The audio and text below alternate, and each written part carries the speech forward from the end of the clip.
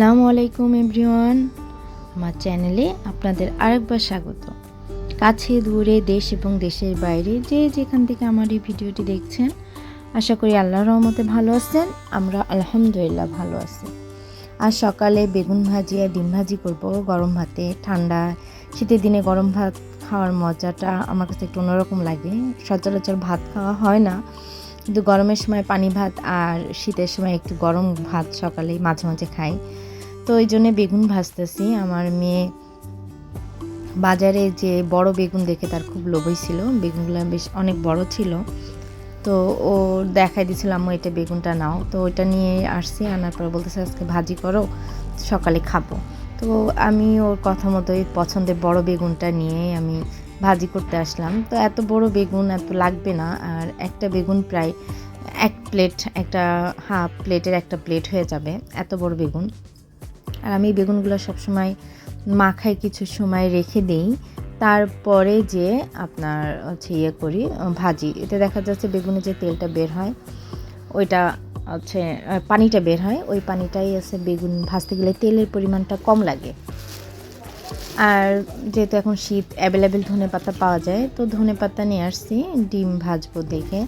ধনেপাতা দিয়ে ডিম ভাজি ওর বাবা করতো, এই জন্যে মেয়ে খুব পছন্দ করে। যখনই ধনেপাতা আনছি, ও যখনই শুনছে যে ধনেপাতাতে ডিম ভাজবো, তখন ও খুব খুশি হয়েছে। তো ধনেপাতা আমি সুন্দর করে ধুয়ে কেটে নিচ্ছি। আমার ভিডিওটি এই পর্যন্ত যারা কন্টিনিউ করছেন, যারা আমার সঙ্গে আছেন, তাদেরকে তো অসংখ্য ধন্যবাদ। যারা নতুন, তারা আমার চ্যানেলটাকে সাবস্ক্রাইব করবেন আর পাশে থাকা বেল আইকনটা বাজিয়ে দিবেন, যাতে নোটিফিকেশন বারটা অন করে দেবেন, যাতে আমার কোনো ভিডিও ছাড়া মাত্র আপনারা নোটিফিকেশন পেয়ে যান। আর অবশ্যই একটা লাইক দিয়ে ফুল ওয়াচ করবেন। আর যারা সাবস্ক্রাইব করছেন তো তাদেরকে অসংখ্য ধন্যবাদ। তো আমি ধনেপাতাটা সুন্দর করে কুচাই নিচ্ছি, নিয়ে তারপরে হলুদ, মরিচ, পেঁয়াজ এগুলা একসাথে একটু মশলাই, তারপরে রেখে দেব, দিয়ে তারপরে ডিম ভাজবো।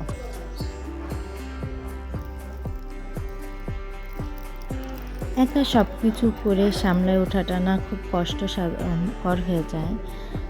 তো সবার পরীক্ষা শেষ, সবাই নানা বাড়ি যাচ্ছে। আমার মেয়ে বলতেছে সবাই নানা বাড়ি যাচ্ছে, আমরা কেন যাব না? তো আমি বললাম তোমার বৃত্তি পরীক্ষা আছে, বিদায় অনুষ্ঠান, তারপর লটারি হবে। ও এবার 6-এ উঠবে, তো লটারিতে যেখানে চান্স পায়, তো এই জন্যেই কোথাও যাওয়া হচ্ছে না। এগুলো কমপ্লিট হয়ে গেলে তারপরে যাব ইনশাল্লাহ। তো আমার মেয়ের জন্য দোয়া করবেন যাতে ও চান্স পায়। তো আমার পেঁয়াজে ডিম ভাজার জন্য সব কেটে রাখা হয়েছে, এখন আমি বেগুন ভাজতে চলে আসলাম।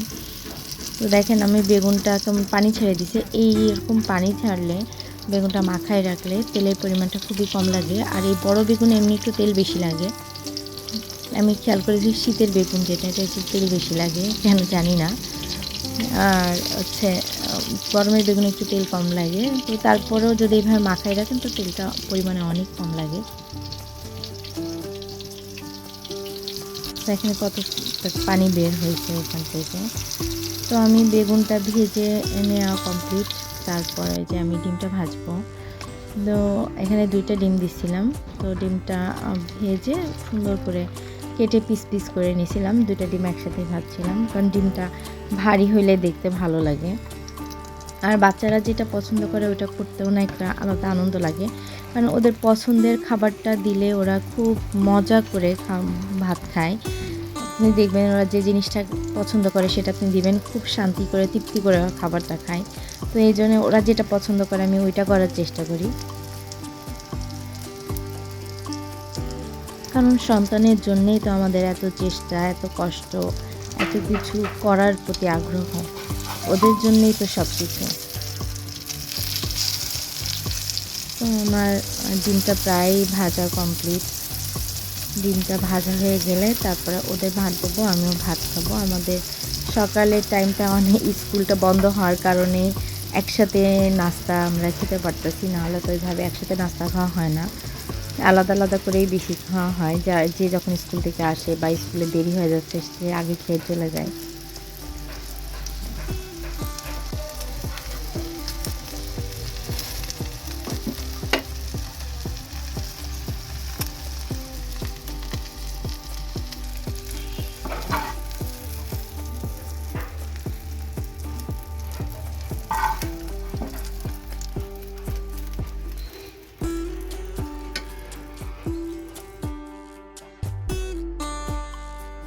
যে গরম ভাত নিয়ে নিলাম, ভাত দিয়ে ধোয়া উঠতেছে, ডিম আর বেগুন ভাজি, অনেক টেস্ট। বাঙালি খাবার, বাঙালির প্রত্যেকটা খাবারই সুস্বাদু। আল্লাহ হাফেজ, সবাই ভালো থাকবেন।